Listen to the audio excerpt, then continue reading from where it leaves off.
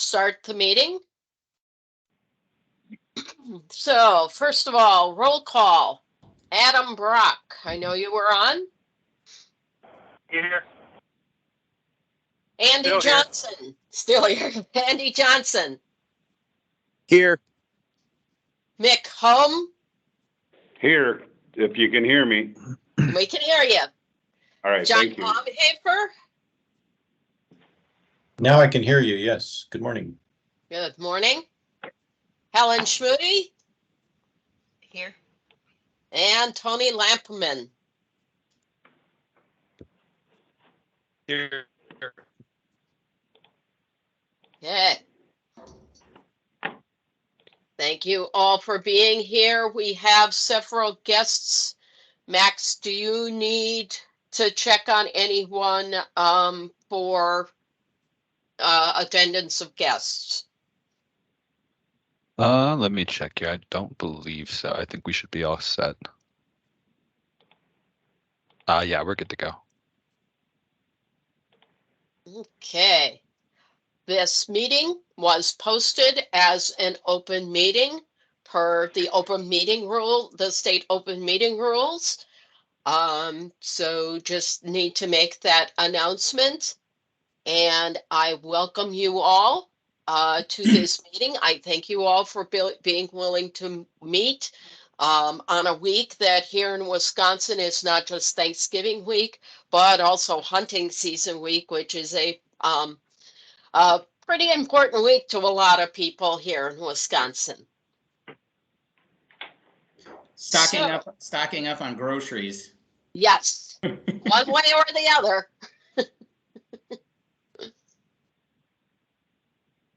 Okay, so is there any open discussion before we continue with working on draft language in ATCP 82?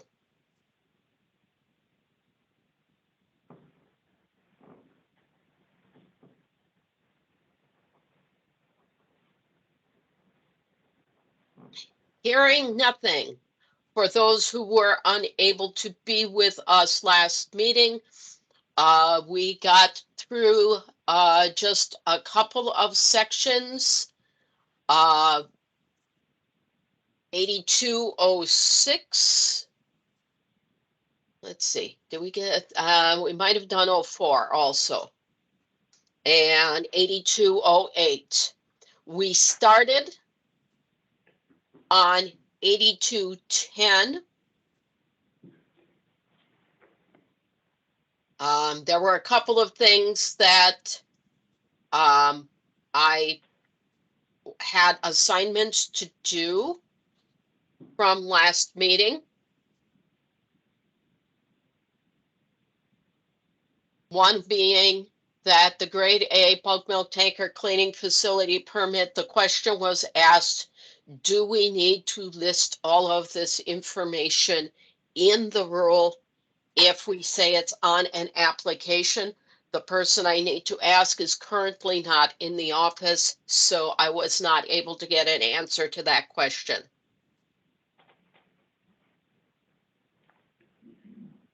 So last meeting, we did some work on 8210, but made the decision that because we were not able to have some of our representatives from the inline sampling companies and some of the farms that or organizations that are looking to use inline samplers, that we were going to come back to the beginning of 8210 to continue that discussion.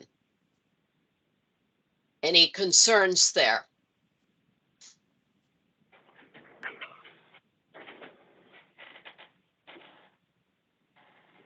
So 8210.1, we discussed the fact that if milk from a grade A or grade B dairy farm violates the standard in 6570, that it shall be collected at least once every 2 days until a subsequent test shows that the milk complies with standard. We had a discussion about the fact that 6570 not only discusses bacteria count, but somatic cell count. And the consensus of the committee was that, yes, we wanted to keep that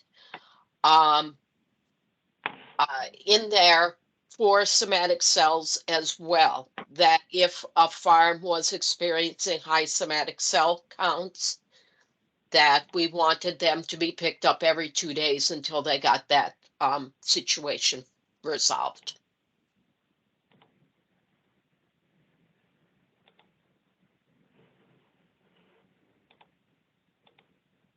Then we had no issues with B. Where we got into the issues was starting with item 2, supplies required for milk collection and sampling. And this section is going to take a lot of rework because the current rule just refers to a sample dipper. And as we are well aware, that's not the only way to pull a sample anymore.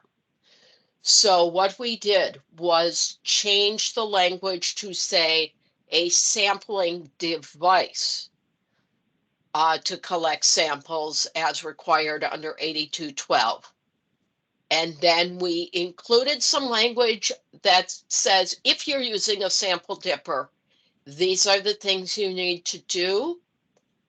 We included some language with regard to the use of a sampling straw, indicating that it shall be a single-use pre-sterilized device. And then if using an automatic sampling device, the bulk milk weigher and sampler shall have the samples needed as directed by the manufacturer's instructions. That way it doesn't necessarily speak to one particular manufacturer or the other. It's just whatever the manufacturer of your sampling device says you need to have.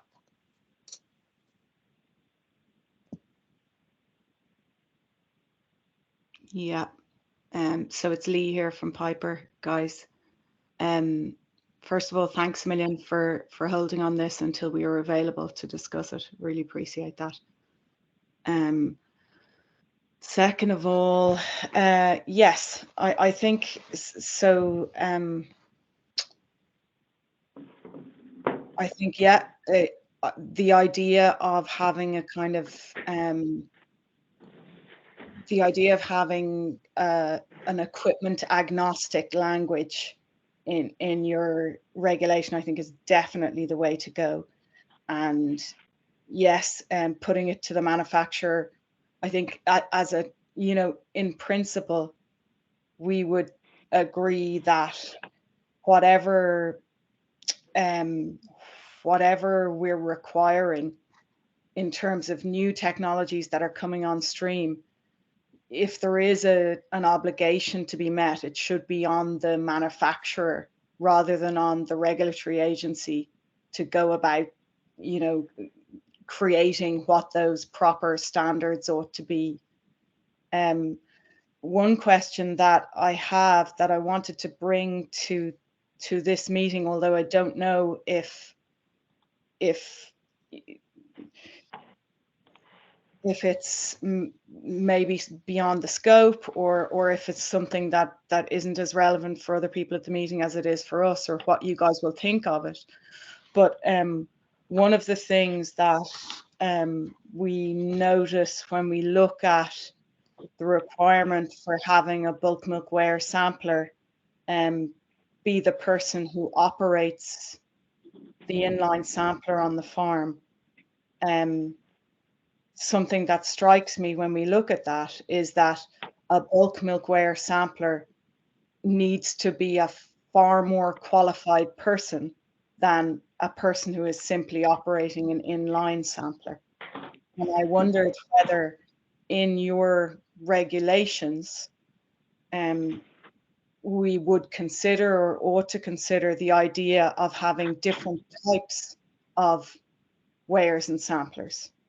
So given that the person who is required to sanitize the dip or agitate the bulk tank and do everything from A to Z that's a much more comprehensive qualification than a person who is operating an inline sampler on farm.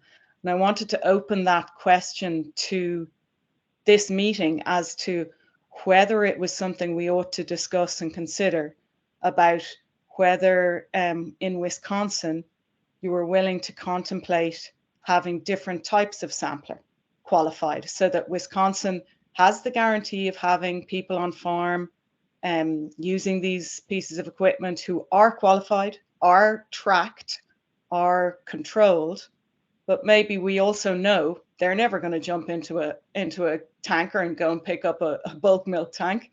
That's not going to be a part of their job. So I guess I'll leave that there and try to understand what you guys think of that. Yes, we are willing to discuss that, and I believe this might have been something I discussed at the last meeting. Is I had asked one of our milk sanitation rating officers to do some number crunching. I do have some numbers. They are very raw at this point, but our concern was right now the way the FDA documents are written, the MIs for all of the different inline samplers, it says in no uncertain terms that right down to the person who, at the farm may do no more than unpack the needle and stick it into the septum must be a licensed bulk milk weigher and sampler. So that's the FDA language. And so the concern we had here in the state of Wisconsin is we were told by our FDA milk specialist that if we did not permit the samplers on the farm who were doing that activity, that they would be considered unpermitted bulk milk weighers and samplers, and we would be debited for that. So we recognize that other states are doing this, and other states have indicated that they are not running into a problem with failing enforcement scores. But since we had the bad experience of having failing enforcement scores for a couple of years post-COVID, because of some decisions we made during COVID, we wanted to look at this and wanted to make sure that whatever decision we make for ATCP 82 does not harm the dairy industry as a whole. So, what I can tell you about the raw numbers is that right now, it looks like we could make the conscious decision to go away from having those on-farm sample people handling the equipment, not be licensed bulk milk weighers and samplers, but we would experience some enforcement failures. And we just need to decide, is the benefit worth the risk? Recognizing that, considering that the chair of the NCIMS conference is from New York State, and New York State is one of the states that is not licensing on-farm handlers of this equipment, that this requirement might change at the next conference, but that'd be a roll of the dice. Yeah. Can I speak on that, Laura? Yes. Laura, Yes. can I? Because I'm probably, I mean, we have a lot of single farm BTUs, which are bulk tank units in the IMS program. And I would say industry's feeling would be that, if to get a bulk milk weigher sampler, it's not only, will you be doing it every day or not? I think it also, it helps that person understand the importance of the official sample. And, we have to have a protocol, I believe, with these inline samplers as far as washing and sanitizing agitating and before we, take the larger sample and make a smaller sample. I don't think it's going to be a bad thing for anybody to be a bulk milk weigher sampler, but definitely when we have a single farm BTU and in the IMS program, and we don't have a bulk milk weigher sampler pulling that official sample, it's definitely going to cause some enforcement failures. And anytime that happens, just from just our plant, it's detrimental on where that milk's going to go, where the product can go, and if it's just something as simple as the person on the farm getting a bulk milk weigher sampler license, we would, whether it gets written or not, as far as industry, I could see us requiring any milk that Grassland buys from a farm using an inline sampler. Just for us, we're going to make you get a bulk milk weigher sampler anyway, because we're not going to take that risk of failing an enforcement if you don't have it. So whether we make different ones, I think we can include it in the bulk milk weigher sampler, and maybe even these, I'm a bulk milk weigher sampler. It helps me understand that the process of the inline sampling, so if somebody else gets it, might never use an inline sampler. If you look at the other side of the coin, they might someday, and at least now they've had some sort of upfront understanding of how they work, what the requirements are, and all that kind of thing. So as far as Wisconsin goes, until the PMO has changed, I think we should still require that person to be a bulk milk weigher sampler.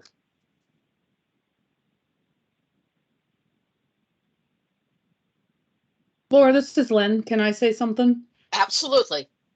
So, and I'm not sure if I've read the same FDA memo that you're referring to. Maybe if you get a chance, you could send those to us. What I read, I thought it was an interpretation thing. So my understanding is you guys that are interpreting to mean that whoever sticks the needle through the septum has to be the weigher and sampler. And not sure who was just talking, but to think that we are going to get every single milker on these farms as a licensed weigher and sampler simply to stick that needle through the septum, I think is totally unrealistic. I am all on board with having the person that agitates that bag and takes the sample out of the bag being the licensed weigher and sampler, but I do not see the need for the person sticking the needle through to be that person. What would be the failure of the person sticking the needle in the septum? Is there any chance that you do not get a representative sample when you do that? I mean, is there zero chance that you're not going to get a representative sample? Is that to me? Correct. Yeah. So first of all, is that the person from Grassland that I'm replying to there? Correct. So, hi, I don't know your name. Sorry. I'm sorry, Andy Johnson. I'm sorry. Andy. Yeah. Hi, Andy. So, first of all, look, in no way would we be suggesting that nobody on the farm where a sample is being taken on the farm ought to be a licensed sampler. So I think your view that, well, look, what harm is it to require a licensed sampler on the farm? That just makes sure that people really are aware of the requirements and they know what they're doing. I think we would probably all agree on that. I think the issue on this point from our point of view is that at the moment Wisconsin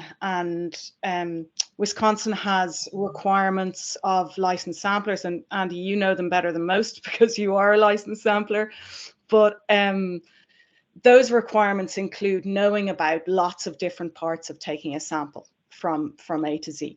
And 90% of those are not relevant for the person operating the inline sampler on the farm. And in the case of our own system, which is the Piper system, that person is required to uncap a sterile needle and put it through a septum that they ought to have sanitized. And the system does the rest. So they're not required to tell the system what size the load is. They're not required to tell the system when to speed up or slow down. They're not required to weigh the milk. They're not required to do any of those things. And really, the system is the sampler, but it requires that the person on farm makes a connection, a fluid connection. Now, there's no, to say there's 0% risk, I think wouldn't be correct either, because that person does have to uncap the needle, sanitize the septum, and put the needle in. So, you know, but I think the risk there is minimal. And to ask that in the case of every sample on every shift being taken on every farm where they have a piper system, to ask the farm operators to take a test where, you know, 90% of it is absolutely irrelevant to them, and the risk of them being able to influence the contents of the sample, because most of it is automated, is so very small. I think, you know, given that we're doing this job of work where we're looking at, okay, well, how do people sample? What ought to be we to be requiring them to do? You know, given that we're engaged in this work now of trying to understand, okay, well, what technologies are out there, what's actually happening on farms, what will promote getting farms to maximize their chances of having good samples. Well, I think then under those circumstances, it's a valid conversation to have, because I think as regulators, and Laura, I don't know if you share this view, but you know, as regulators, how fitting your regulation is to what actually goes on in real life is very important as well, because you don't want to be in a situation where, you know, you have a perfectly good law, but unfortunately people don't do things that way anymore. And then people's whole respect for and adherence to those rules and practices is undermined because, you know, it's no longer relevant. So, Andy, I would totally agree with you that what we're trying to do here is, you know, promote better sampling. But unfortunately, at the moment, the more progressive farms that are putting in these systems to try and get better and more representative samples, they're the ones that are kind of losing out, because each of their operatives is being asked to do something that's 90% not relevant to how things are really done. So let me go back and answer some questions here. Lynn, to your question, yes, these are all MIs. But what the MIs say is the person performing the following steps shall either be the milk producer who transports the milk from their own dairy farm, or shall possess a valid bulk milk hauler sampler's license permit issued by the regulatory agency. And you'll see that these following steps are: wash and sanitize the sampling septum, remove the protective cover from the septum, position, put the needle in, position the peristaltic pump. So those basic steps, the way the MI is written, those basic steps do need to be done by a licensed bulk milk weigher and sampler per the MIs. Now, you're right, these are MIs, which MIs are going to be going away after the 2025 conference. They are either going to be incorporated into the PMO or they are going to go away. But right now, we're being told by our milk specialist that he is going to enforce these. Now, our current milk specialist is going to be retiring sometime soon. So, I mean, where I stand is I don't know what direction to go if you tell me I have to follow the PMO completely. Now, the other question from a microbiology and lab sampling quality person point of view is, can the person doing these steps screw up the sample? There are a couple of ways that they could screw up the sample. They'd have to really go against the procedure, proper procedure, but it is possible. They could uncover the needle and then handle it with dirty hands and then put it into the sampling septum, causing the sample from that farm to have probably a higher plate count and possibly contaminating the load. The contamination to the load would be minimal, but the contamination to the sample might be pretty high.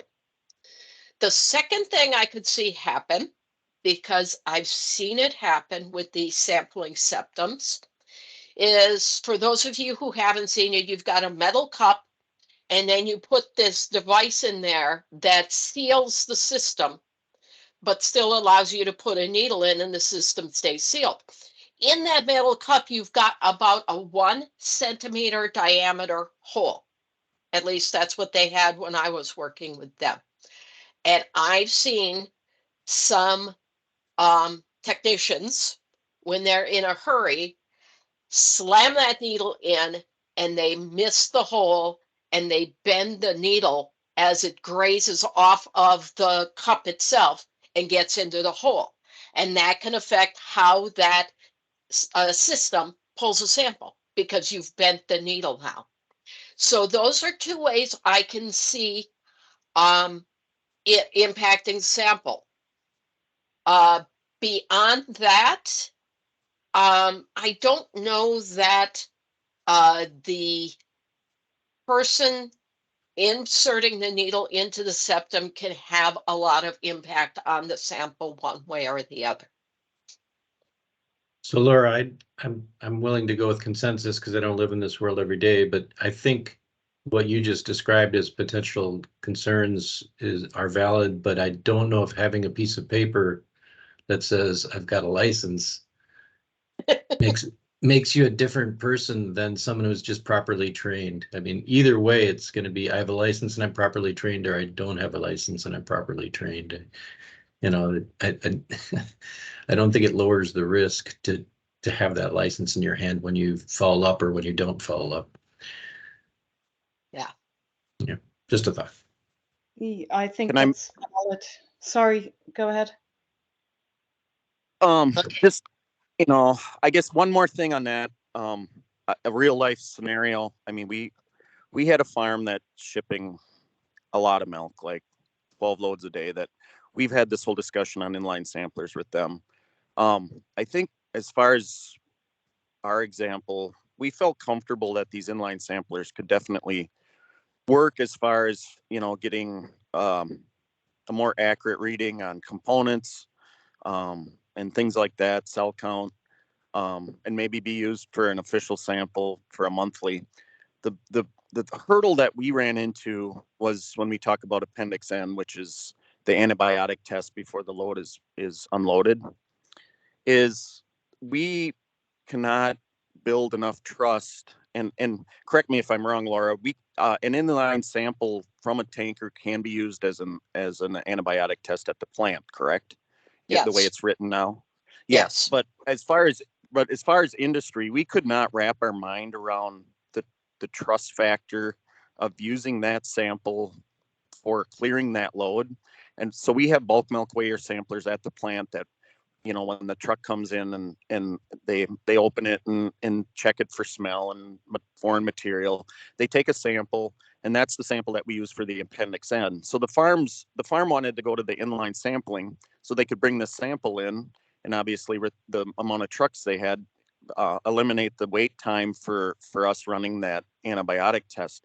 And we could not wrap our minds around the process enough to build a trust where we would take a sample that's in a cooler from this load of milk and think that it, if it passes negative, that we were comfortable enough to unload that milk. The farm was we worked through this whole process. And I mean, our biggest concern was the size that we are. If we have one load that comes through and ends up, we have antibiotics in our end product. I mean, the the recall would be so large.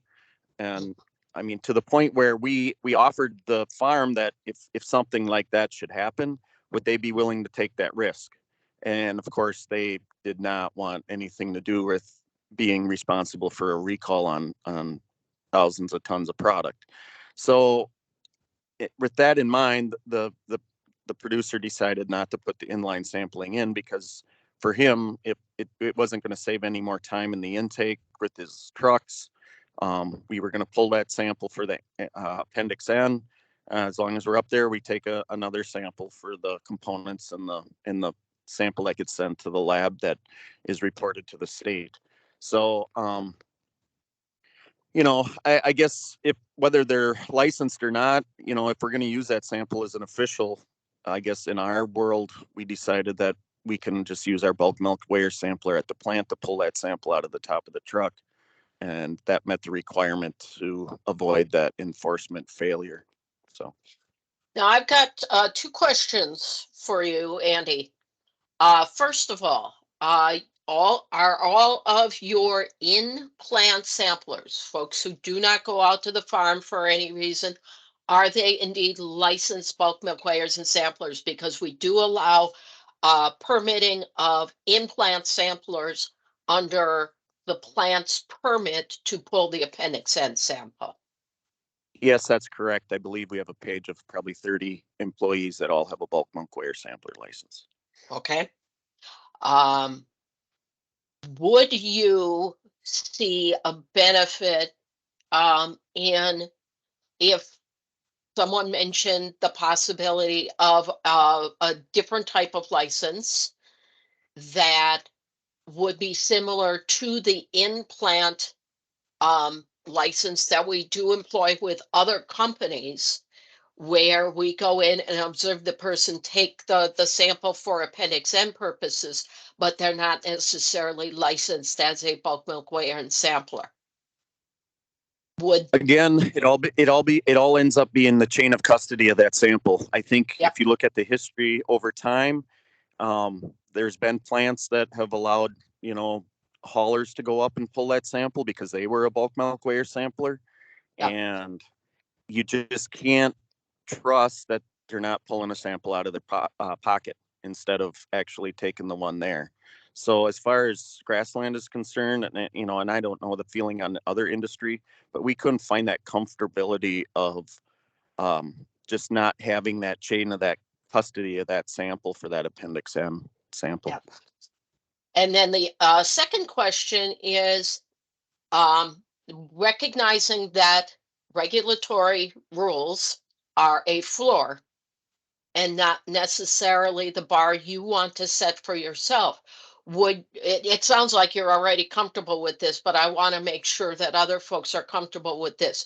Would we as a group be comfortable with setting a floor that says that these inline people do not need to, these on-farm people using inline samplers do not need to have a bulk milk weigher and sampler license, but you as an industry can set a higher standard for your farms? Well, I didn't know you were a mind reader, but that's where I was going. I was alluding to that point. Yep. That, like we said at the last meeting, if other companies are comfortable with it and are not maybe participating in the IMS program, and they're okay with that, but and as long as the rest of the industry is aware of that, I know if I was out procuring milk and I had a farm that wanted to come to grassland and they had an inline sampler and they did not have bulk milk weigher samplers, well, one of the requirements coming to grassland is now you're going to have at least somebody there that's going to have that license, so that way we meet the enforcement part of the rating system, and I'm okay with that. I mean, I think as a whole, I think if, like you say, if we create a floor, but industry always has that option of creating higher standards, I guess that's up to that individual. So if the group is okay with accepting the fact that an official sample can be pulled at a farm like that, and I guess I'm open to understanding that, I guess, is the more of the thing. But as far as industry is concerned, it's something that, I mean, we're aware of our program and what our requirements are, and one of them requirements is to pass a federal survey, and we have a lot of farms that are in a single farm BTU, and there's no way I'm going to take that risk of failing an enforcement and then scrambling. Once we fail, I'm going to go back to that farm and tell them, you know what, we're not going to fail it, when they do it in the next 6 months. So somebody here is going to have to get a bulk milk weigher sampler's license. So Yeah, and I think that one of the things we discussed is that there be at least a certain number of people on the farm that are licensed bulk milk weighers and samplers, that are supervisory, that are overseeing them. Alex Beard, you have your hand up. Hey, thank you, Laura, and I appreciate the invite to attend. Just a question for a point of clarification. And again, I'm Alex Beard. I'm Director of Raw Milk Services for Dairy Farmers of America.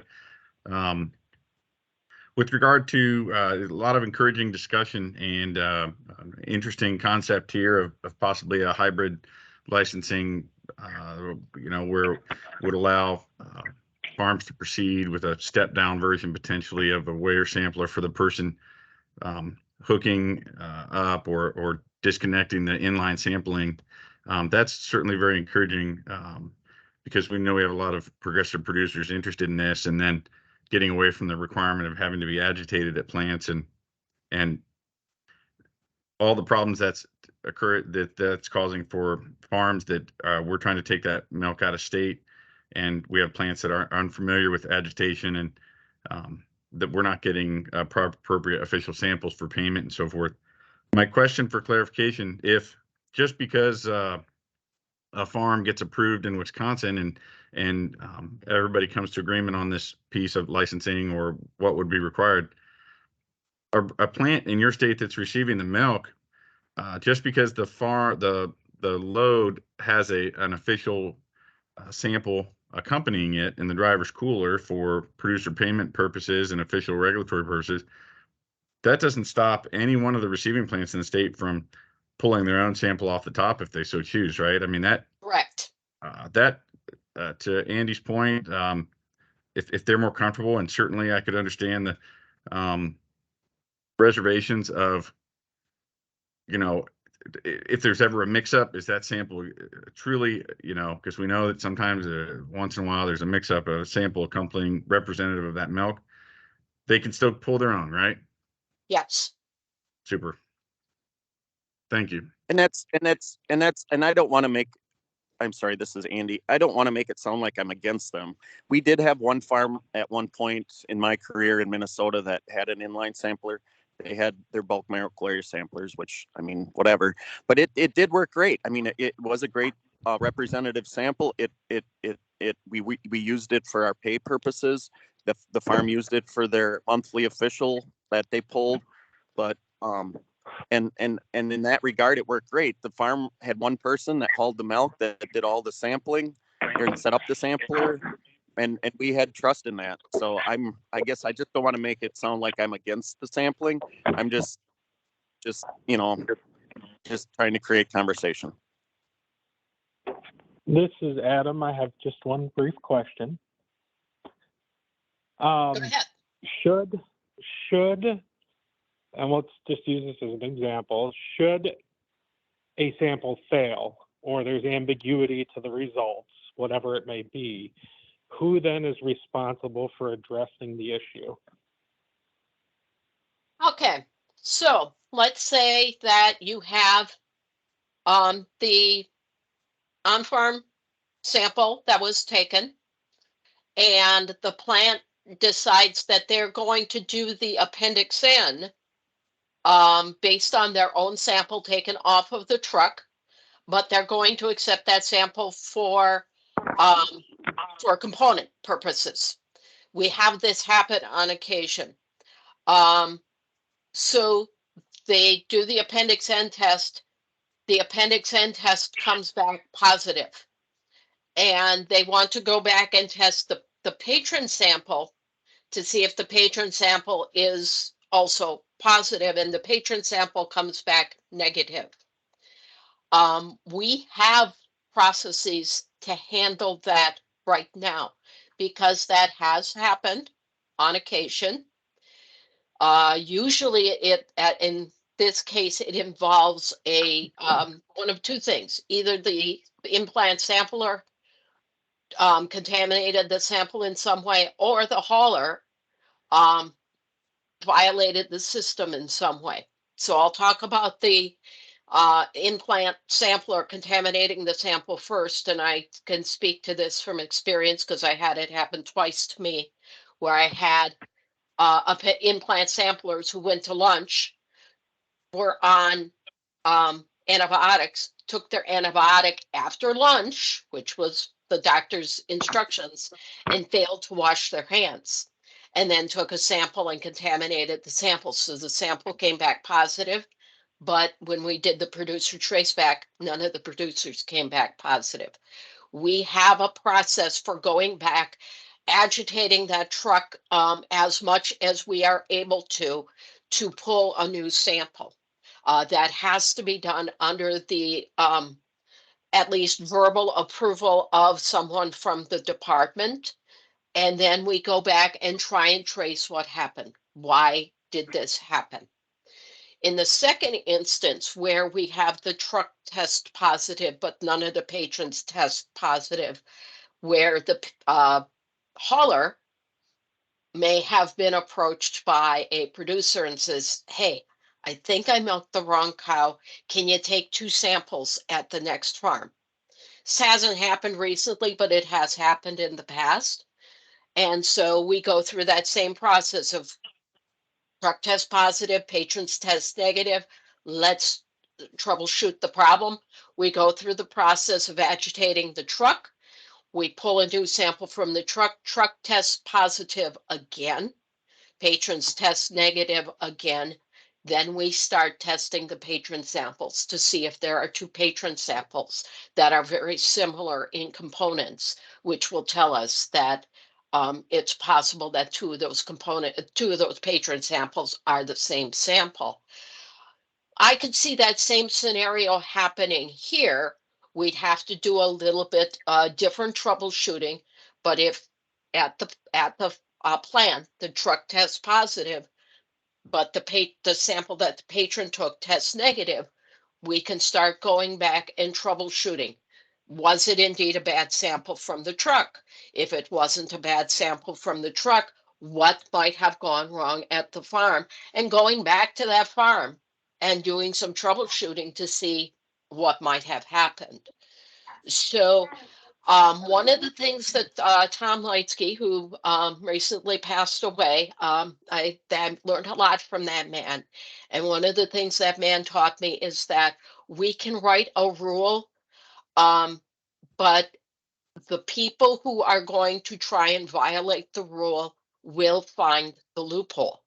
So what we need to be conscious of is writing a rule that sets a good floor for everyone to not penalize the people who want to do a good job, but still has enough teeth in it to penalize those who want to violate the rule. So this is the balancing act we'll need to find here. Jordan, you have your hand up.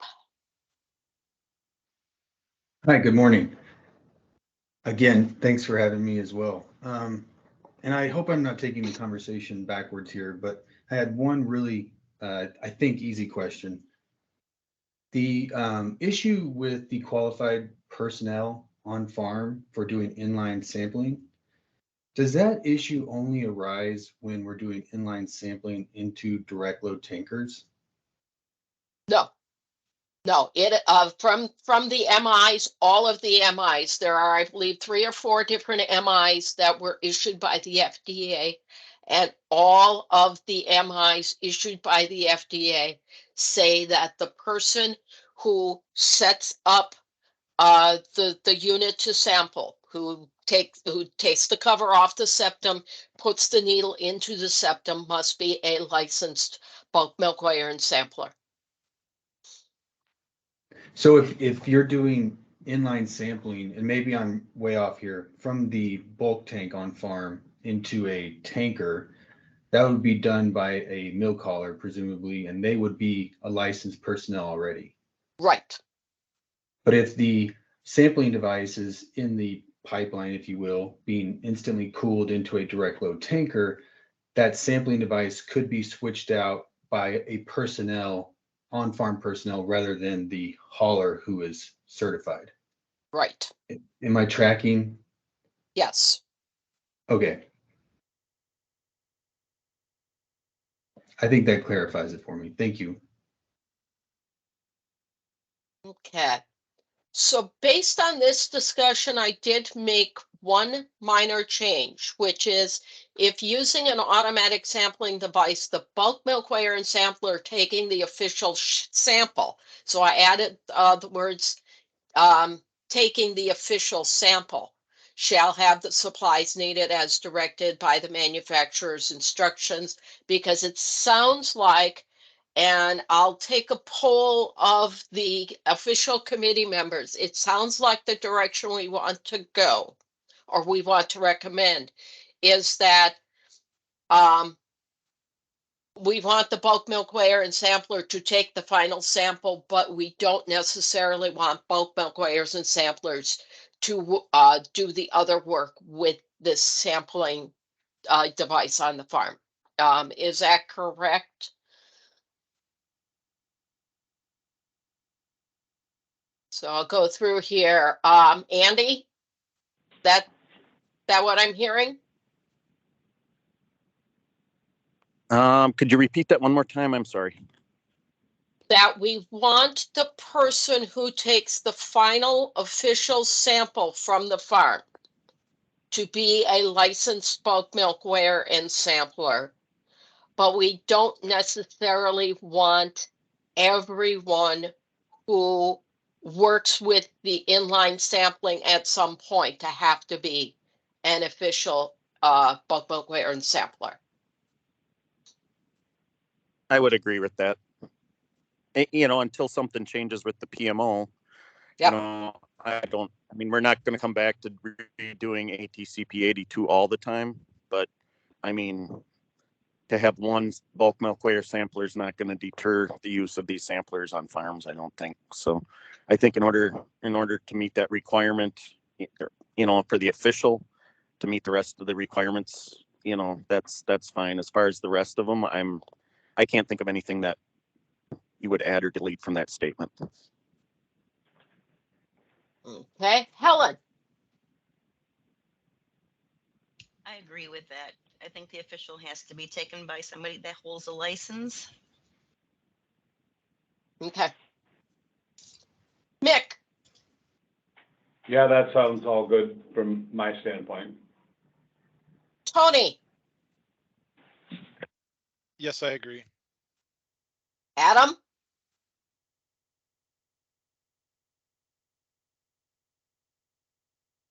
Now we might have lost Adam. John. Yeah, I think that sounds like a good middle ground pathway. Okay.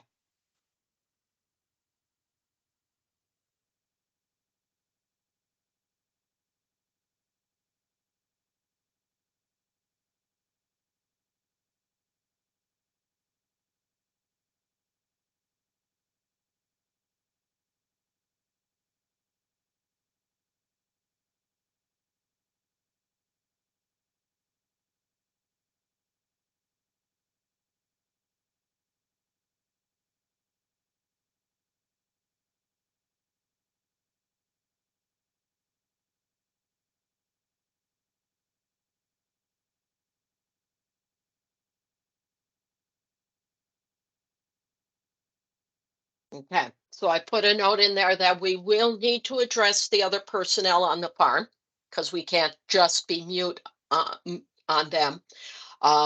But identify what we will expect the farmer to do. And the other thing we'll need to discuss is, do we want some personnel at the farm to be licensed bulk milk weighers and samplers?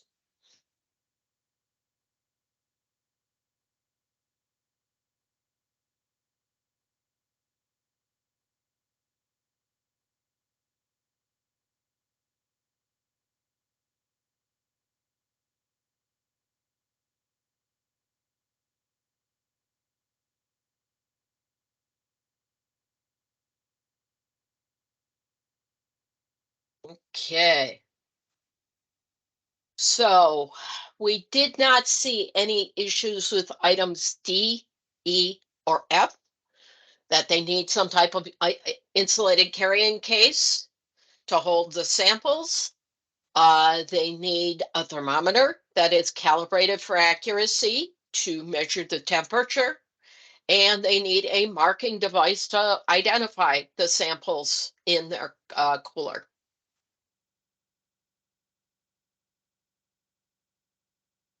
Item G said that they needed a watch or other timing device. We added the exception when bulk tank agitation is required to be timed, because there's no need for them to have a timing device if they're not required to agitate the tank for a specific period of time.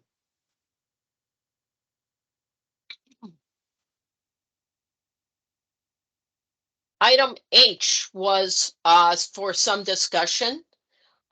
We talked about the previous language was that the bulk milk iron sampler or the person taking the sample needed an adequate supply of forms and a writing device. Let's talk old school here. We changed that language to needs an acceptable method to prepare milk collection records. And so that opens the door to, if they've got one of the more modern systems where they just take their iPhone, they scan a QR code in the milk house that says you're on this farm and this is the amount of milk I'm pulling from this farm. Don't need a paper, don't need a pencil. And Laura, just on that, so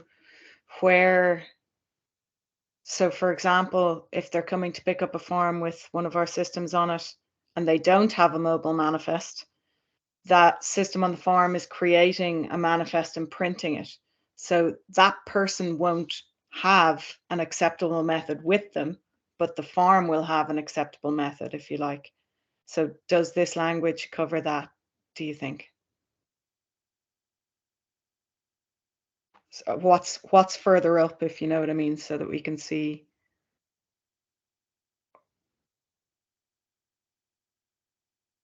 Okay.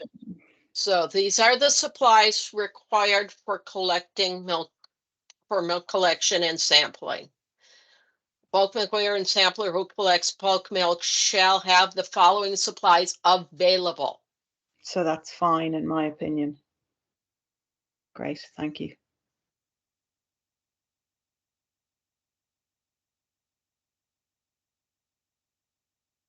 And then any other things on item on item H?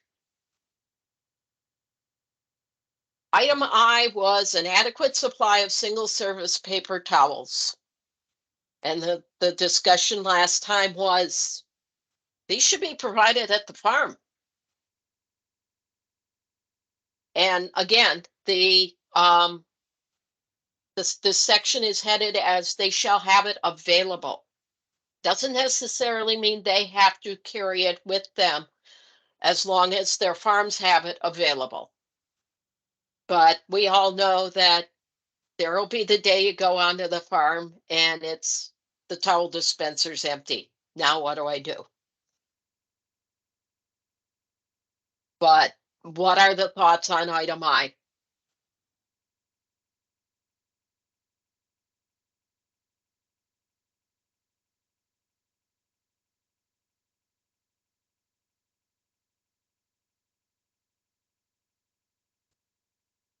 So Laura, I think what you said makes sense, right? If they had paper towels in their truck in case they needed them, they're still available. Because you are right. I mean, on the farms, they can run out of paper towels, and then what do when a requirement is to wash and dry your hands, right? Yep. Happened a lot to me, and I don't go out on farms that often.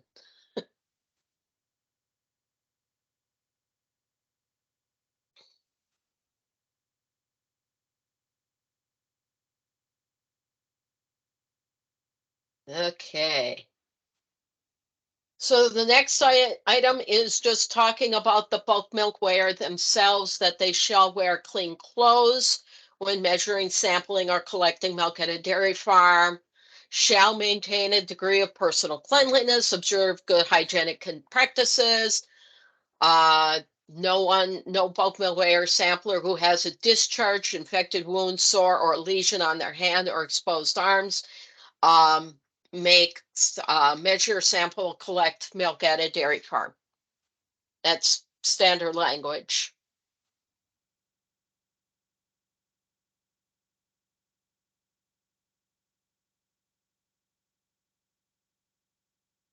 Okay, now we get into another unique situation that we're going to have to address, which is examining milk by sight and smell. With loading milk into silos or directly into tankers, those are closed systems. The bulk milk weigher and sampler is not able to examine the milk by sight and smell the way we've always done it, which is open the top of the bulk tank, stick our nose in there, and see what we smell and see what we see. How do we handle this with these new systems?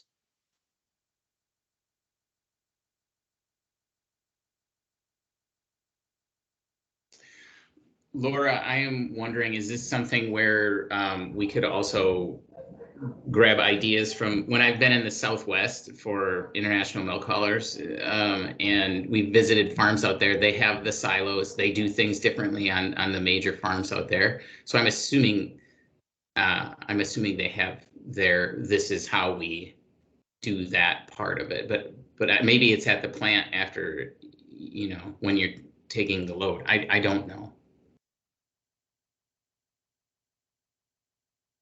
Laura, is the sequencing, so the sequencing on this is before they receive or collect the milk.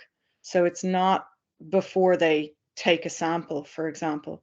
So on a silo or a direct load system, you do have the opportunity to examine the milk in the sample vial, both visually. Okay, maybe not visually, you're not getting a gross inspection, but you are getting an inspection, and certainly by smell, that's feasible.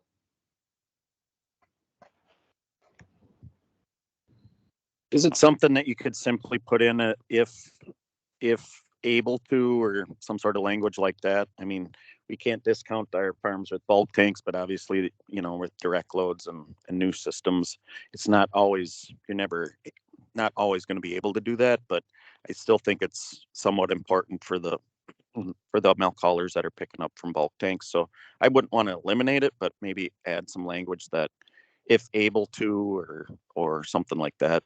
It would maybe keep it simple.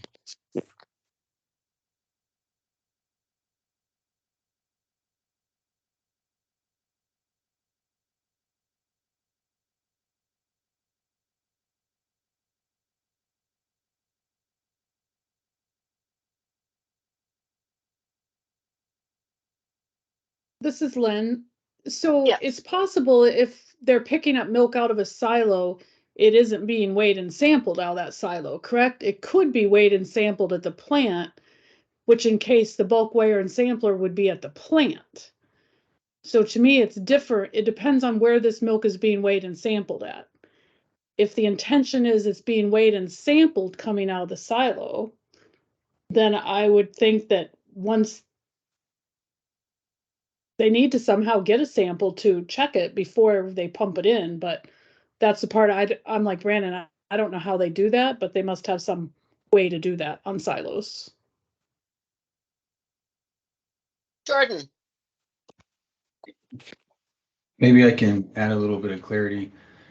So milk towers, milk silos have been very popular in Wisconsin, and every one that we ship has aseptic sampler diaphragm housing in the manway door so that the sample can be extracted real time at pickup.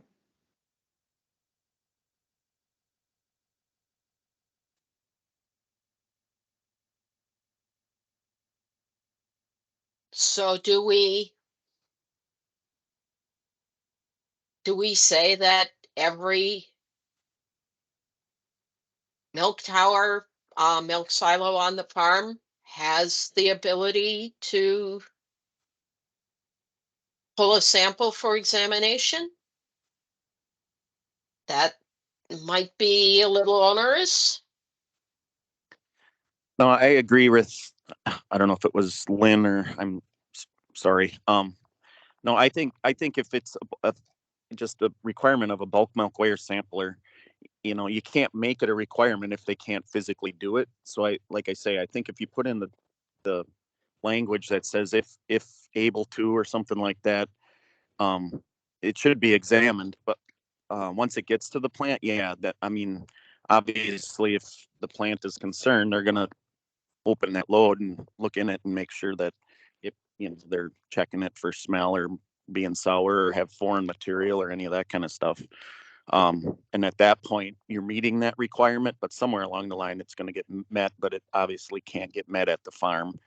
And these size of farms, there's the milk silo. It's not, you know, the chances of that milk getting partially loaded and then going down the road and picking up somebody else is probably pretty small. So you're going to have that one farm on one truck. It's going to come into the intake. At that point, then it meets this requirement. I think what we're struggling with is, you know, is it a requirement that it has to be done? Well, somewhere along the process, it's going to be done, but it obviously can't be done at the farm. So.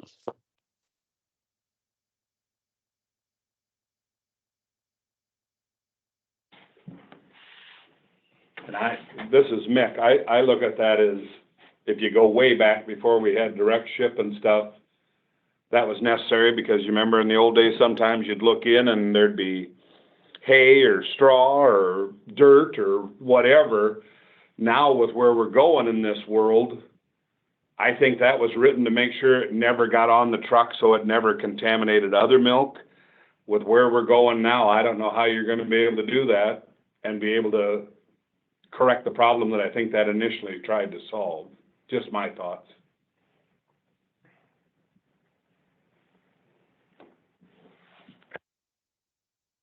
Yeah, and I agree with that. And, you know, to make an analogy, I mean, I think we still check for sediment on all of our samples, and I can't remember the last time anybody had a bad sediment on their sample.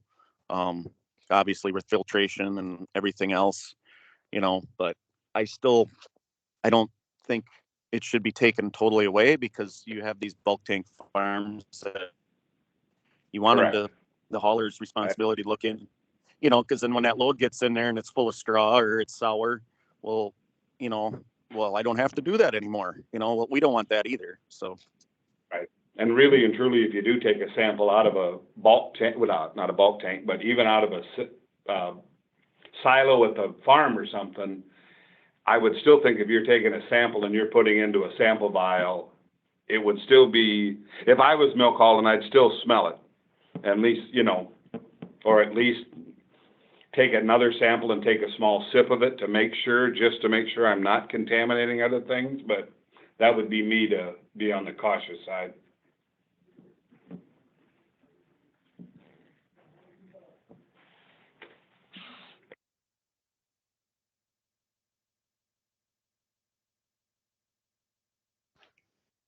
Laura, just in terms of language around that, if they are able, if you are going that direction, it may be advisable to say where possible rather than if they're able, because it takes it away from the ability of the individual and puts it onto the kind of circumstantial.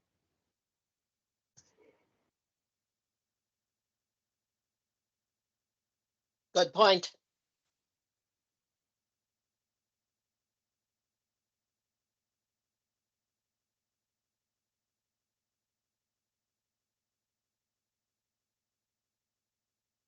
Are we comfortable with leaving item 4, just with adding the word where possible?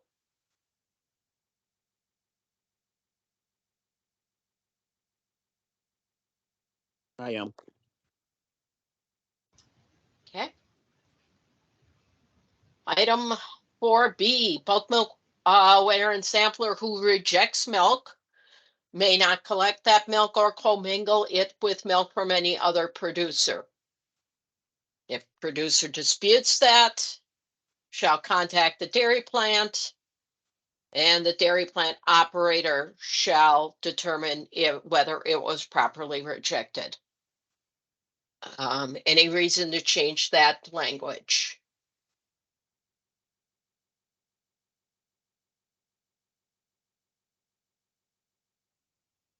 Item 5 should be fairly straightforward. You need to wash your hands before you do, before you take a temperature, before you measure the milk in the bulk tank, before you sample milk.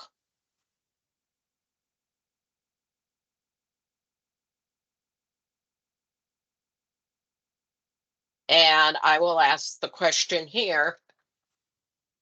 Do we just eliminate those last 4 words? You need to wash your hands before you sample the milk. Doesn't necessarily mean just apply to if it's in the bulk tank. But if you're going to take a sample using an inline device, you need to wash your hands. Yeah, it makes sense in my opinion.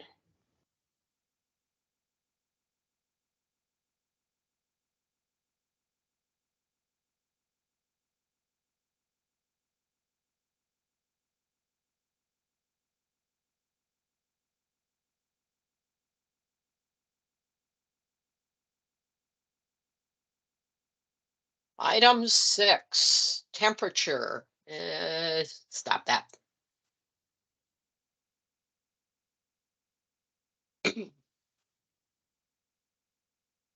This is where it sets down that the milk needs to be cooled down to 45 degrees or below if it is more than 2 hours after last milking. And if it's within the last 2 hours of the last milking, 50 degrees. Lee, you have a question. Hi, not in relation to the latter part of the paragraph, but in relation to the earlier part. It says before, etc. The bulk milk weigher and sampler shall record the temperature of the milk to be collected as shown on the dairy farm bulk tank indicating thermometer. So that portion, as shown on the dairy farm bulk tank indicating thermometer, might not apply now in all cases. I am thinking about, I am imagining for some silos, maybe that Mueller have in the market, that it's not always a bulk tank indicating thermometer. And in the case of inline sampling, the system is taking the temperature on an ongoing basis.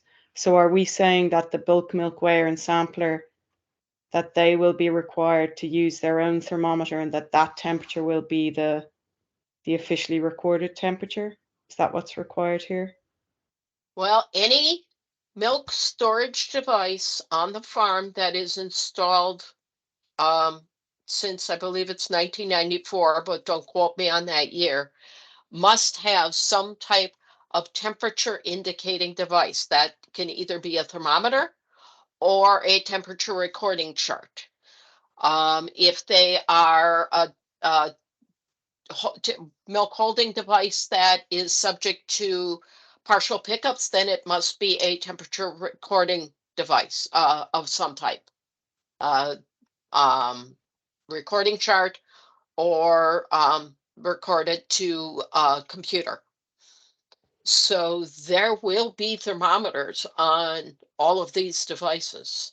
Yes, agreed, Laura, absolutely. I suppose what I'm saying is that particular phrase, dairy farm bulk tank indicating thermometer, is that the phrase that we're using to define or describe the official instrument that the bulk milk weigher and sampler will use to record the official temperature? I suppose it's a terminology question. So for example, On our systems, we sat down with Wisconsin, we showed them our temperature recording mechanism, and Wisconsin issued an approval to say that, yes, this will satisfy our requirement in terms of recording. But our instrument, because there's no bulk tank on a direct load farm, I don't know if it can properly be called a bulk tank, etc. So that's where I'm coming from. Could you add or, as shown on the dairy bulk tank indicating thermometer, or the required temperature chart recording device? Because obviously we have these electronic ones now too that are starting to replace the actual paper. So I think if you add or from the temperature recording device, I think that would probably help meet requirement on the new systems. Yeah, perfect.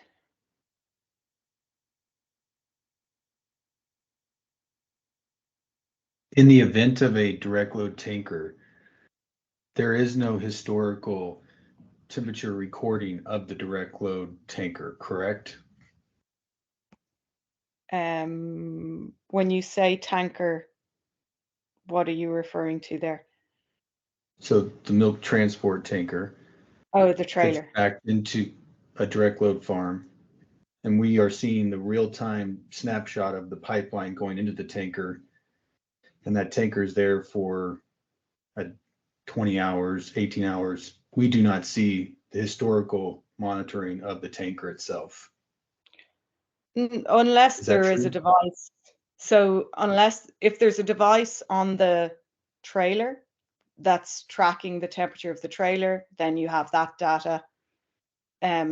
What our system tracks is the loaded temperature of the milk over time, and it also offers a weighted average of that temperature. In Wisconsin, are not all direct loads required to have a temperature chart or a temperature recording device? Yes. So, I mean, obviously, yeah, I'm just thinking real life. If I'm a hauler and I go to pick up a trailer and I got to write down a temperature, you're going to look at, the electronic one. They're getting more advanced. They're probably going to give you a pretty accurate reading on what that temperature is on that load. On the paper one, sometimes obviously it fluctuates just a little bit. I mean, and maybe this is going down a whole different conversation, but if the hauler wrote less than 45, I mean, we're going to check it at the plant, but if less than 45 meets the requirement, can he write less than 45, or does he need an exact temperature? Because the hauler slip is also used in the reporting to the state. When you do your monthly quality sample, that temperature from the hauler weight ticket is reported to the state. I believe our system needs an actual number. And so what I believe we have told folks is, you look at the recording chart and whatever looks like the average for that load is what you write down. Right, and I think this is more probably pertinent to these inline sampling, conversation. On our direct loads, we have a lot of haulers that don't have a bulk milk weigher sampler, and it's sampled at the plant, and that's where the temperature is getting recorded by that bulk milk weigher sampler for these official samples. And so, but to keep that conversation going with the inline, obviously the technology is going to get there where it's going to probably be pretty darn close. And obviously if somewhere in that system the milk has gone over 45, now we're talking whether it's going to be grade A, grade B. It talks about 2 or more milkings. Well, at first, if it's just one milking on one tank, as long as it's once it's on that tanker, it's not going to get cooled less than that. So now we're going to have a load that's going to be over 45 or possibly over 50. And in real life, again, I've run into this situation, and what we end up doing, because it's technically not grade A anymore, is we try to find the market to another plant that's willing to take it as grade B and still meet their requirements.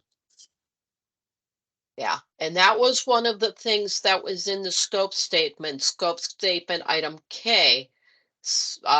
Suggested that we needed to modify the language to indicate that if milk has been outside of the temperature range for an unknown period of time, it should not be picked up.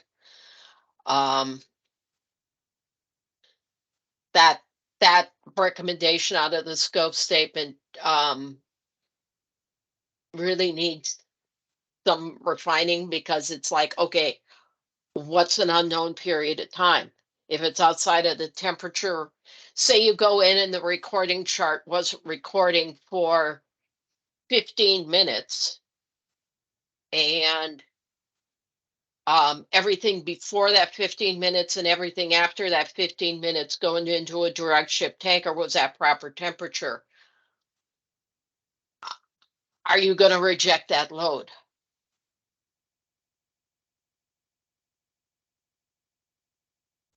Well, and what we ran into, I mean, maybe I'm jumping ahead here, but the language says if milk from 2 or more milkings is collected within 2 hours of the last milking, they shall reject it. If it exceeds 50, it's that gray area between 45 and 50. Maybe you can clarify, but we've kind of struggled with it. So if we collect it within 2 hours of the last milking and it's 48 degrees, can I bring that milk in and still meet the requirements of grade A, or do we have to start processing that within 2 hours of when it was, last milking? Because some of this milk's obviously coming farther than that. The only way, I mean, we cured it with, again, we just don't require, or we don't accept any milk that's over 45, because otherwise it, on an audit, it creates so many questions, and then you've got to try to have everything in writing and have the whole explanation. We eliminated that by just not accepting any milk that's not less than 45 degrees. But, obviously there's some plants that are still willing to do that. But anyway, I'm rambling now. Yeah, and then you get into the question of, okay, if an MSRO goes into a plant and they see that over the last 2 years that the plant has accepted the 2 loads over those past 2 years that exceeded 50 degrees, is the MSRO going to take that as a debit? Probably not. They're gonna make a note and say, you need to watch this, but they're not going to take it as a debit, because they have professional judgment that says that this facility appears to have their processes in control, and had a couple of instances where things were not in control, and we're just going to move on from that.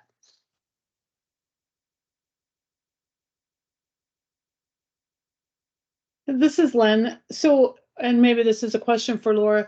This whole paragraph seems to really refer to pick up at the farm. It doesn't really seem to address single producer loads that are weighed and sampled at the plant. Is that in a different area, or does this paragraph need to be tweaked to do that, to compensate for those sampled at the plant?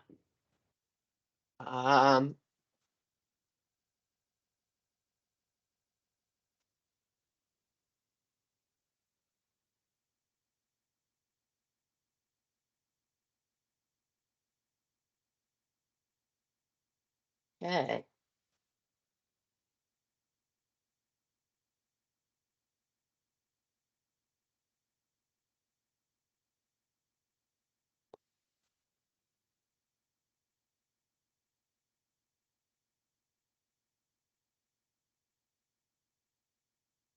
Okay, nowhere in this document do we refer to direct.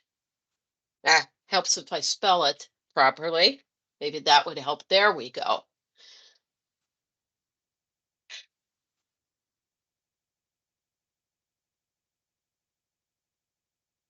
Okay, where are we? We're in the next section. Yeah, so the next section talks about and this is language that I added from, I believe, 65.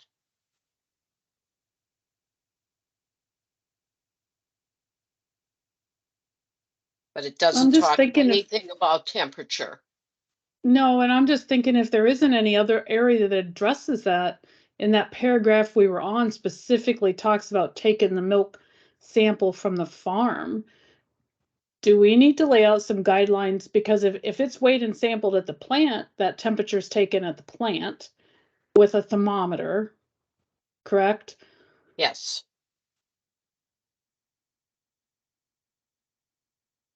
So do we need to make sure we're covering that? Okay,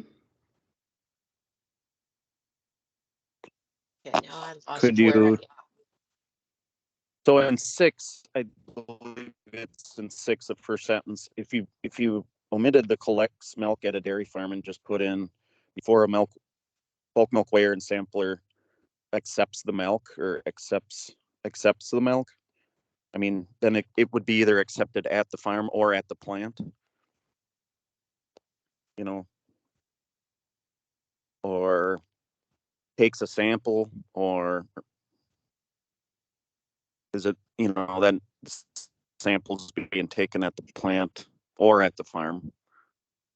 I guess I it's, would I think mean, we're maybe we could going leave the through, word collects, but take out at a dairy farm. Because even at the plant, the weigher and sampler still collects the sample. It's just not being done at the dairy farm. yeah, I would agree with that. You know, it's just a matter of wording so that it accepts all the different scenarios.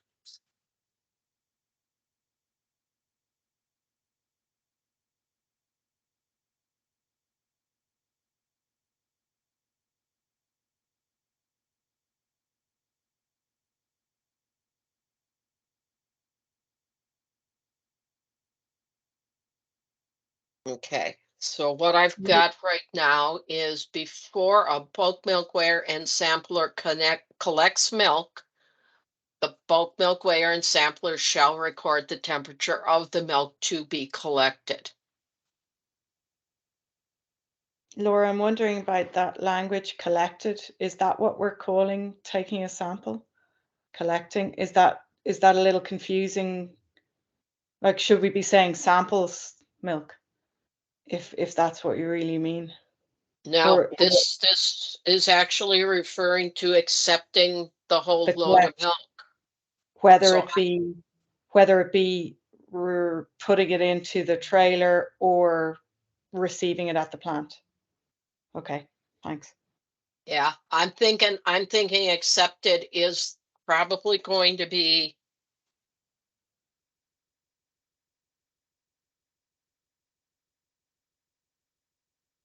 so now it reads before a bulk milk weigher and sampler accepts milk. The bulk milk weigher and sampler shall record the temperature of the milk to be accepted as shown on the dairy farm bulk tank indicating thermometer or required temperature recording device.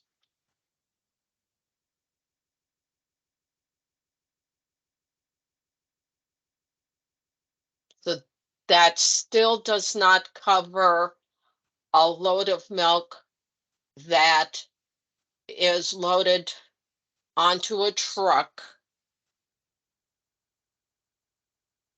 directly and then is accepted at the plant because the plant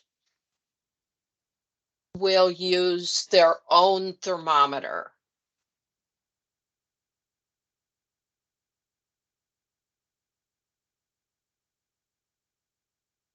But it would satisfy, doesn't the manifest have to have a temperature on it? It would satisfy that requirement.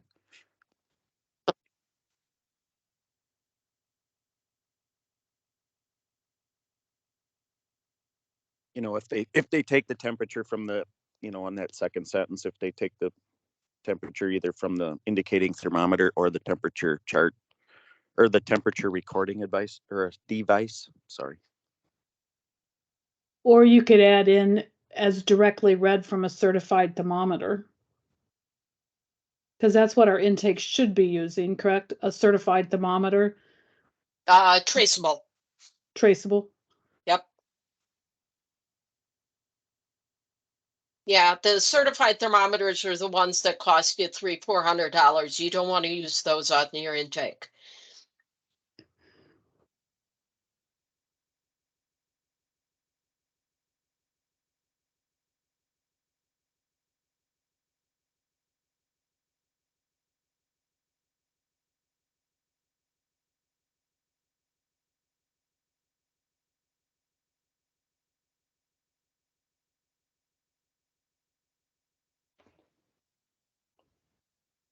So the requirement here is that the sampler, whoever they may be, shall record the temperature, correct? Yes, this temperature needs to be recorded. So, you know,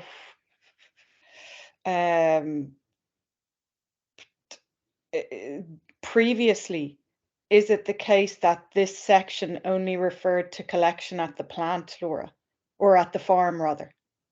Previously it did, but it needs to be expanded to allow for the fact that we are now doing our temperature recording sometimes at the plant, because that's the first time a thermometer's being put on it at the time of sampling. Do you need to add intake facility at the intake facility after traceable thermometer? So I wonder, I think even so, how can I put this? So at the plant, when you have an inline system, or sorry, on the farm, when you have an inline system, you're still requiring that a sample be taken and that a temperature be taken. So where there's a direct load system, it still remains that whether you're picking up out of a silo, whether you're picking up out of a bulk tank, whether you're picking up out of an inline system, a sample is still required and a temperature is still required. So I think that we don't necessarily have to change the language of that section. Then if we're making a new, if we're adding that, okay, I don't think we're taking away a requirement ever to take a sample on the farm or to have a temperature taken on the farm. So as Andrew was pointing out, okay, well, we may want to take our temperature at the plant. We still want to take our sample at the plant, and that's actually the sample that commercially we're going to decide to use. But I don't think that what we're trying to do here is create a scenario where the only time the temperature gets read is at the plant. Because I think you're leaving too much room at the farm for something to go wrong if a temperature hasn't been taken at the farm. I would agree with that, with expanding it to this section talks about a bulk milk weigher sampler. And we just went through all the requirements of a bulk milk weigher sampler, including that they either have a traceable thermometer or a recording device. So if it's done at the farm and there's a bulk milk weigher sampler there, he's meeting all these requirements of having the equipment and being able to do that. So I think this is more of, when does the milk get checked? If the bulk milk weigher sampler's at the farm, there's got to be, the requirement that he has that ability to do that. Further back when we talked about the requirements of a bulk milk weigher sampler. If it's done at the plant, obviously we have traceable thermometers because they are bulk milk weigher samplers, and that's a requirement of a bulk milk weigher sampler to have that equipment. So I don't think we need to add any more of that into this section. This is telling us when that temperature should be recorded by the bulk milk weigher sampler. By definition, he should have all that equipment. It's just, we're trying to add into it, the different scenarios, because the wording right now is that it's only at the dairy farm. So I believe with the wording that Laura put in there, that's the goal on this one, is to try to make it acceptable in every scenario. But once you put bulk milk weigher sampler in there, he has to meet all them requirements for the equipment and the ability and all that further back, that we shouldn't have to re-add that into this section, if that makes sense. That's my opinion.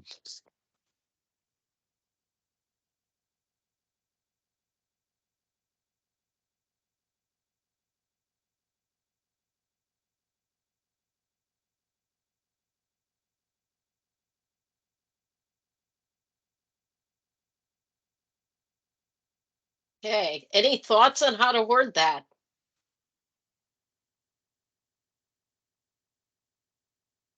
My wordsmithing hammer's a little light here right now.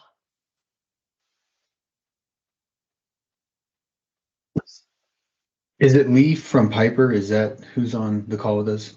Yes. Yeah, hi. Hi, can I ask you a technical question? Your inline samplers, do they also always have flow? Do the samplers always have flow? Do they have flow monitoring or not? Yes. Thank you.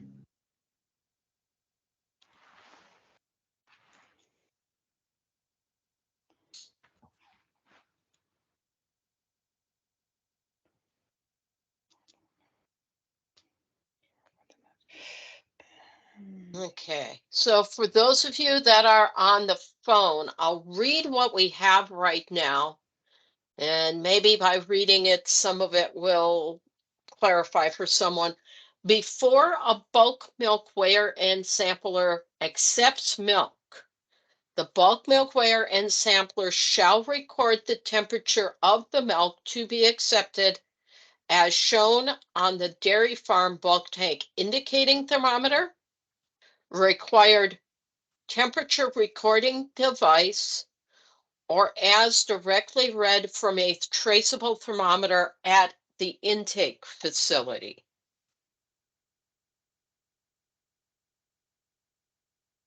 So Laura, being an outsider, but wondering per, I think it was Andy's comment, could you just end that sentence at the word accepted?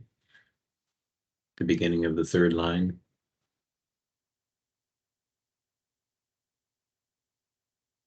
Do you need to name all these devices?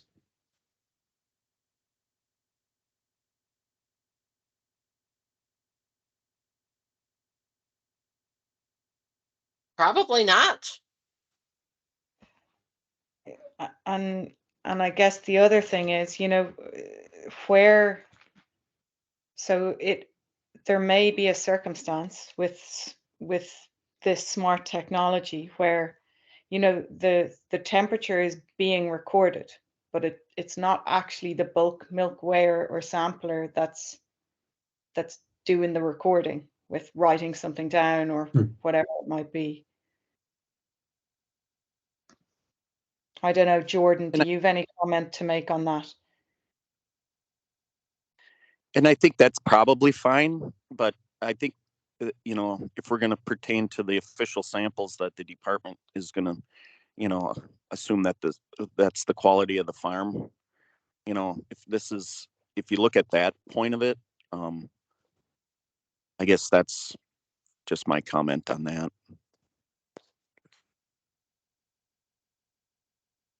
So yeah, sorry, just a question for Jordan there, because I know that his technology also has the ability to record temperature. So Jordan, are you happy with, you might say that it's the technology that's recording the temperature rather than the bulk milk weigher sampler recording the temperature?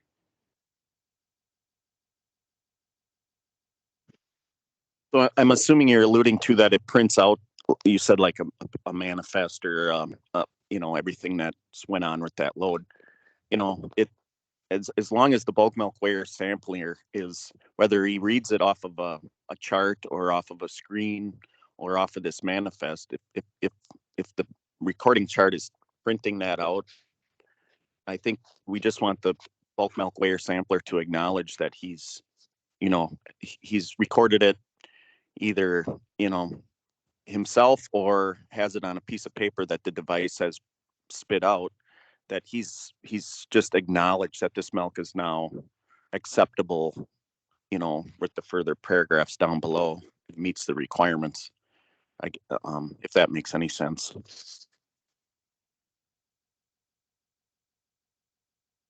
Okay, so I modified that language a little bit to say before a bulk milk weigher and sampler accepts milk, the bulk milk weigher and sampler shall assure the temperature of the milk to be accepted is recorded.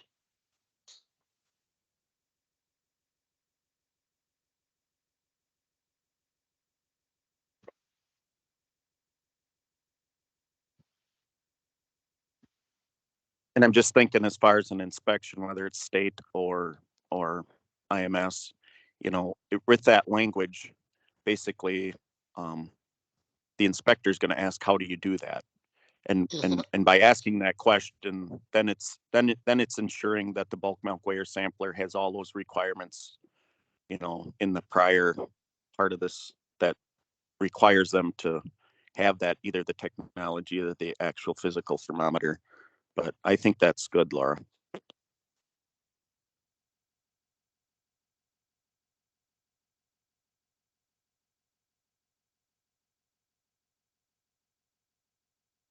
Okay. So we're good with the top part of 6A, but we've still got scope statement K that says that we should try to modify the language to indicate if the milk has been outside of temperature range for an unknown period of time, it should not be picked up. Does that last sentence actually cover that? Milk which does not meet these temperature requirements may be collected if within 4 hours after collection, the milk has begun to be processed exclusively into milk or dairy products not designated for grade A.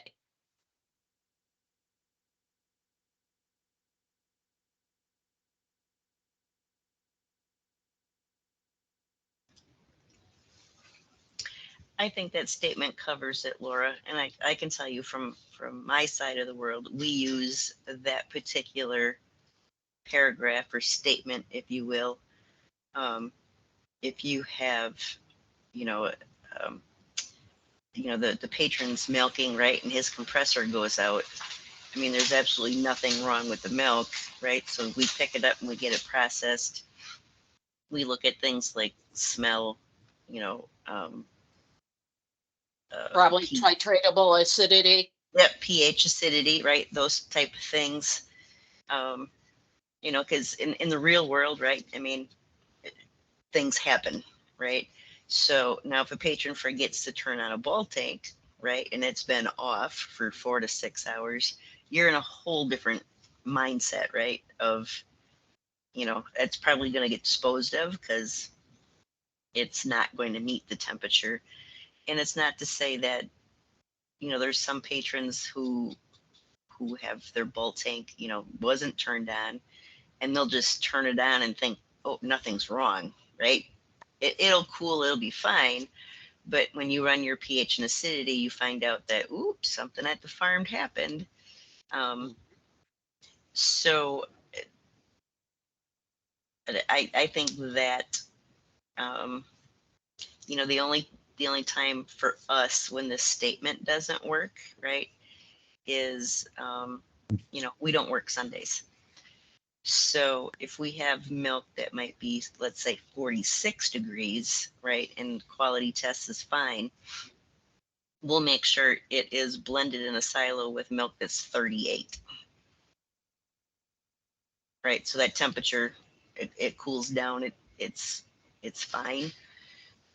It's when you get higher temperatures, where you it's really kind of a cut and dry rule, right? As to the milk has to be disposed of on the farm. But I don't know that any other verbiage needs to be added in there. So to be devil's advocate, just we talk about the 4 hours after collection, it has to be made into a product.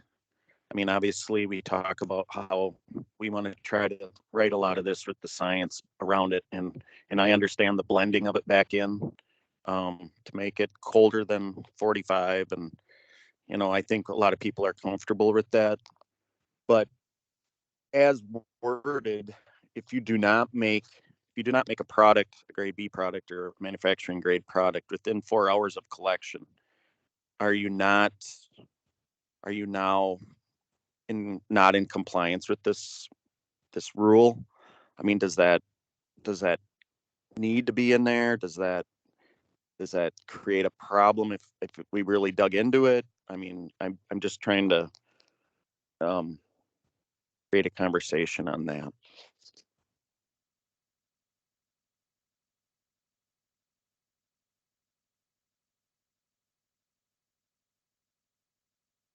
Yeah, I was trying to look up where that came from, if that's a PMO thing, if that's a,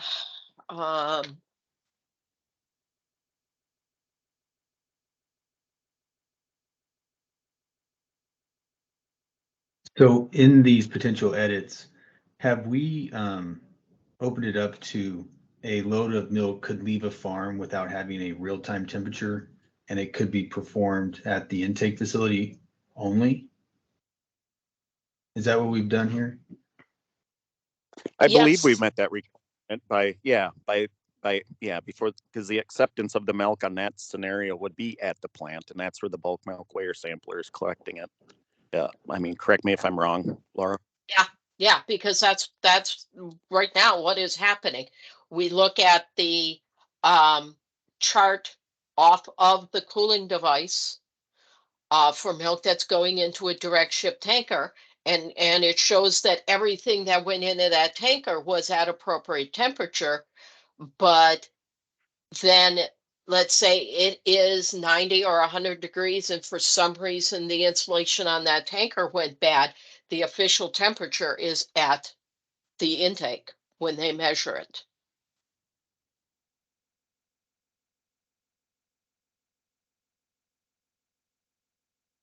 But does it say here that if there is a real-time temperature available, that it has to be recorded, or can that just be something that the milk weigher and sampler neglects?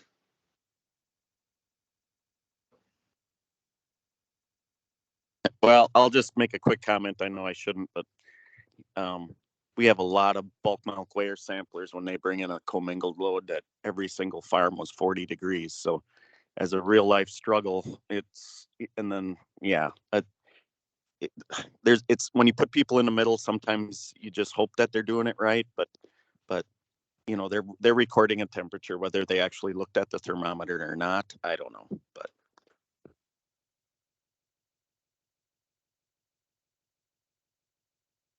Okay, it sounds like this might be a good stopping place, because we still have a fair amount of section 6 to talk about in milk temperature, because we need to talk about checking the temperature measuring device at the farm once a month, and things like that.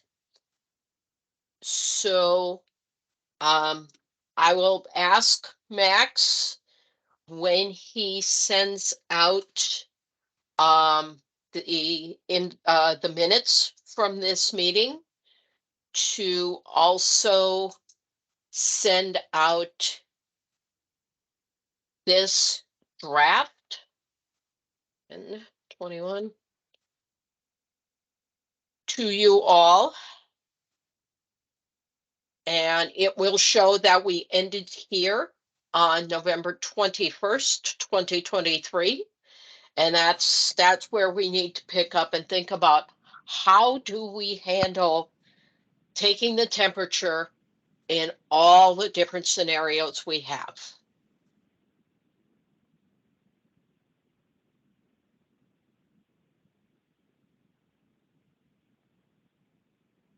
Okay.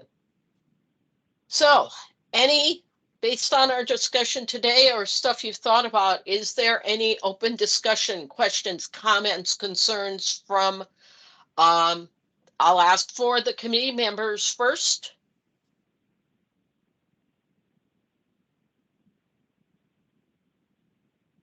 And then I'll ask, hearing nothing from the committee members, anything from any of the guests.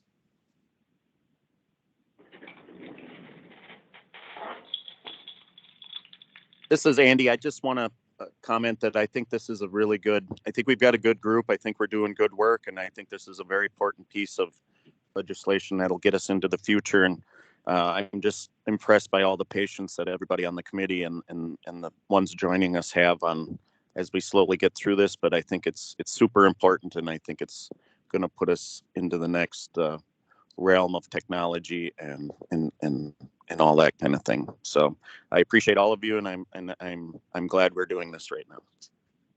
And I will echo those sentiments. I appreciate the willingness that I've seen of folks to work on this. I am hoping that when ATCP 65 comes open, that we have these same types of discussions to open ATCP 65, to write it in such a way that it will be able to grow with new technologies as new technologies become available. Thank you all. Happy Thanksgiving to everyone. Yeah, well, we're not done yet. We need to plan for a next meeting, which was always a fun time trying to plan something between between Thanksgiving and Christmas and New Year. So, what are folks' thoughts on meeting dates and times? Laura, can we do the 2 weeks thing again and do Tuesday the 5th, same time? We could do the 5th.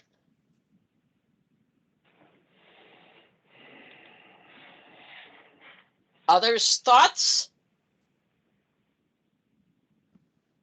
It sounds good to me. Okay. I'll be iffy, but I don't want to stop the group.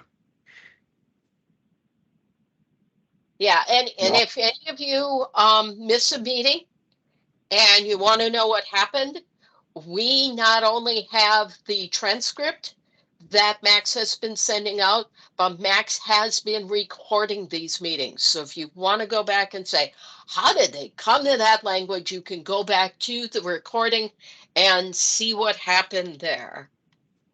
Yep. Okay. I'm okay with the 5th. I'd be in the office for a little bit and on the road the last half of it, but I'd be available. Okay. So I have put it on my calendar for 9 a.m.